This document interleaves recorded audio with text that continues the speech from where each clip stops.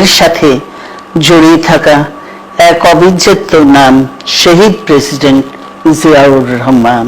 খুব শীঘ্রই আমরা বাংলাদেশকে গণতন্ত্রে পুনঃপ্রতিষ্ঠিত দেখতে পাব।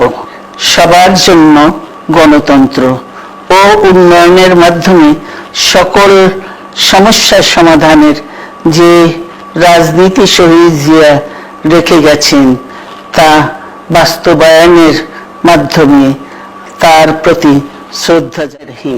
প্রিয় নেতৃবৃন্দ, সহকর্মীবৃন্দ, সকল শরণার্থীগণ, আসসালামু আলাইকুম। প্রতি বছর মে মাসের এই দিনটি আমাদের পরিবারে আসে এক বেদনা বিধুর স্মৃতি নিয়ে। এই দিনে শুধু আমাদের পরিবার নয়, বরং সমগ্র দেশই হয়ে উঠে পড়েছিল বেদনার্ত ও অভিভাবকহীন। আমাদের প্রিয় মাতৃভূমি বাংলাদেশের জন্মের সাথে জড়িয়ে থাকা এক অবিচ্ছেদ্য নাম শহীদ প্রেসিডেন্ট জিয়াউর রহমান, যে চট্টগ্রাম থেকে স্বাধীনতার ঘোষণা করে তিনি এই দেশের সাথে তার নাম অবিচ্ছেদ্য করেছিলেন। সেই চট্টগ্রামেই এক সফল, সৎ, দূরদর্শী ও প্রকৃত দেশপ্রেমিক প্রেসিডেন্ট হিসেবে নিজের জীবন উৎসর্গ করেছেন।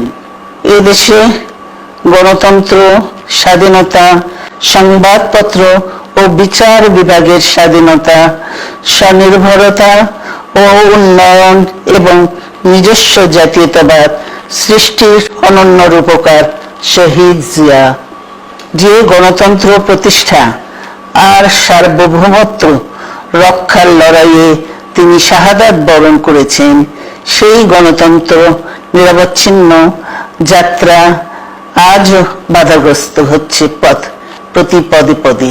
খুব শীঘ্রই আমরা বাংলাদেশকে গণতন্ত্রে পুনঃপ্রতিষ্ঠিত দেখতে পাব।